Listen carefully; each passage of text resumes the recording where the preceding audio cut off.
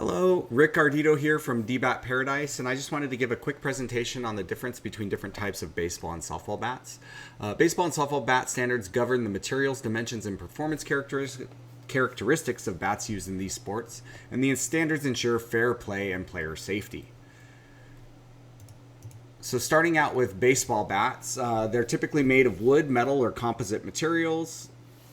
Metal and composite generally have a larger barrel with bigger sweet spots. They're more forgiving. Wood bats have no regulation, while metal and composite bats fall either under USA Bat, Little League and Pony leagues, USSSA, which is for travel and club ball, or BB Corps, which is for high school and college. Each certification has a different BPF rating, which is a rating of how fast the ball trampolines off the bat. Also sometimes referred to as the core or coefficient of restitution. Again, just a measurement of how fast the ball trampolines or bounces off a bat. The lower the rating, the slower the speed. So BB Core has a BPF rating of 0.50, while USSSA has a 1.15 rating. USA Bat doesn't release the BPF standard, but it's designed to perform like BB Core. Where softball bats are generally made of metal or composite materials, and they have a skinnier but longer barrel and thinner handle. Softball bats for fast pitch are generally dual certified with a USSSA and a USA softball stamp.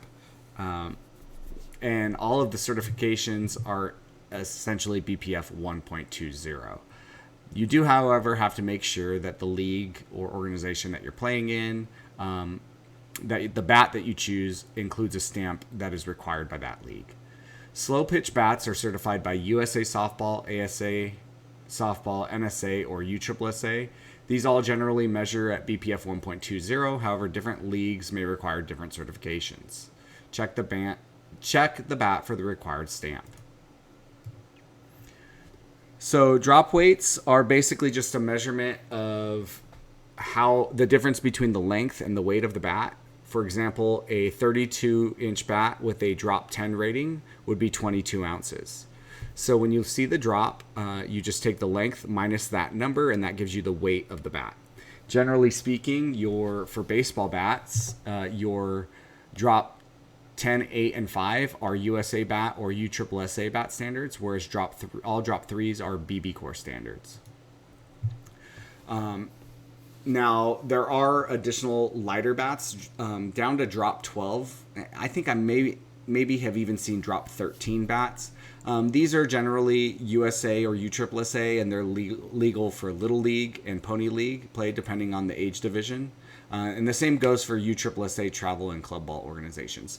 It's important to note also that if we go back to the BPF rating, right? So a USA Bat is slower than USSSA. So generally speaking, travel ball organizations allow USA bats because they are lower performing than USSSA bats. So if you want to use one, you can, but just know that you're not taking full advantage of the type of bat that you can be using.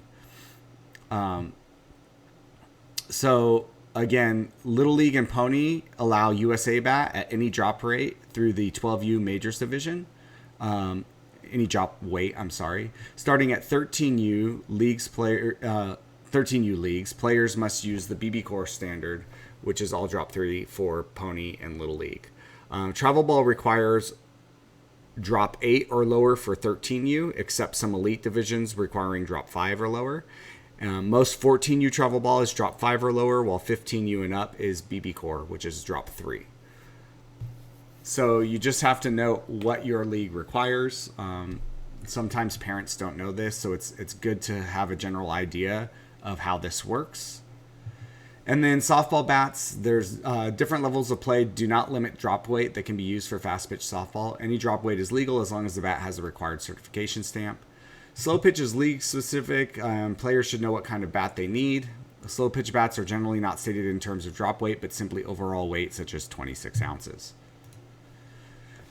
Now we can talk about alloy versus composite bats. So alloy bats, or sometimes referred to as aluminum bats, are generally made from a mixed alloy metal. They offer durability and consistency. Not sure why some of my slides are double words. Not sure what happened there, but please bear with me for the typos. But alloy bats, again, they're generally more durable than your composite bats. I know that this bat in our facility, some of the demos have been dented. Some of that might be because kids or adults are swinging bats that are too small for them. So if you get a big, strong 13-year-old kid swinging a drop 10 bat, they're much more likely to damage it. So this can be helpful when we're making recommendations, but also just keeping an eye on who's using what demo bats. Composite bats are made of a combination of materials such as aluminum, carbon fiber, and polymers.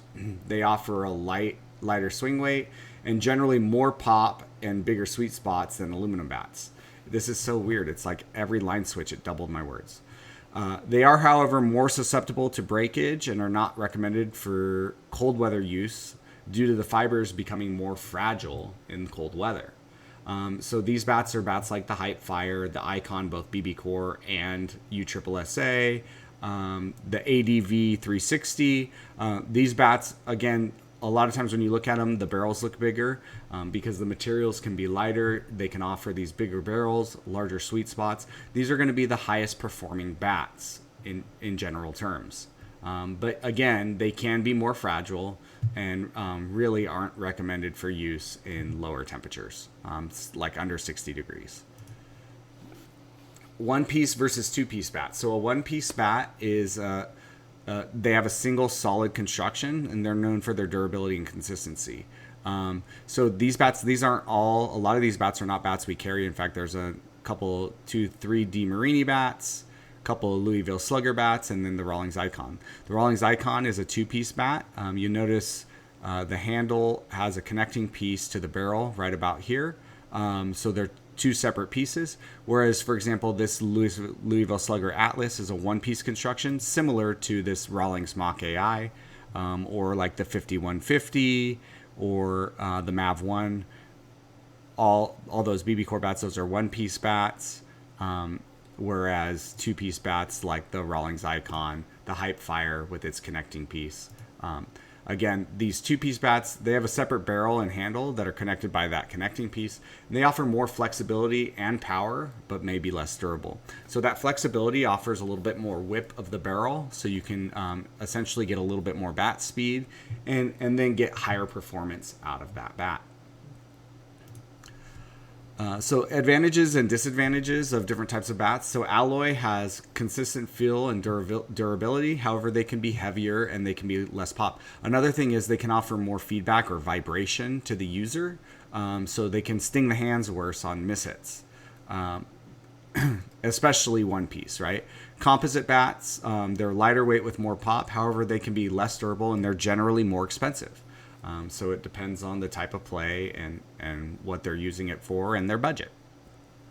One piece, again, offers more durability and consistency, but they are less flexible, which means you're not going to get as much barrel whip, and generally you're going to get more of that feedback on your hands, more vibration on mishits. They're going to sting the hands more. And then two-piece, more flexibility and power. However, they're less durable. And you're probably going to get less feedback, so they're not going to sting your hands as much. So that's actually more of an advantage than a disadvantage. So the key takeaways are we need to understand our products and the bats. So it's essential to know the different types of bats and their standards for fair play and for player safety, but also just to help our customers, help them choose the right bat, right, based on their skill level, the position, the league requirements. Right? We don't want to sell somebody a travel ball bat that's playing Little League because they're not going to be able to use it legally. On the same vein, even though a travel ball player could use a Little League bat in most organizations, they're going to be giving up performance if they purchase a Little League bat versus a USSSA travel ball bat. And then prioritizing safety. Always ensure that your bat meets current safety standards for your league or organization. Again, it is a safety standard thing, but it's also, hey, our customers don't want to purchase something that they find out later that they can't use. So it's really important for us to really understand these differences from bats. If you have any questions, please feel free to reach out to me. You can also call me in front of a customer if you need to. And also Rawlings University has a lot of great resources for learning the differences between all of the bats products that we offer. Thank you so much. Have a great day.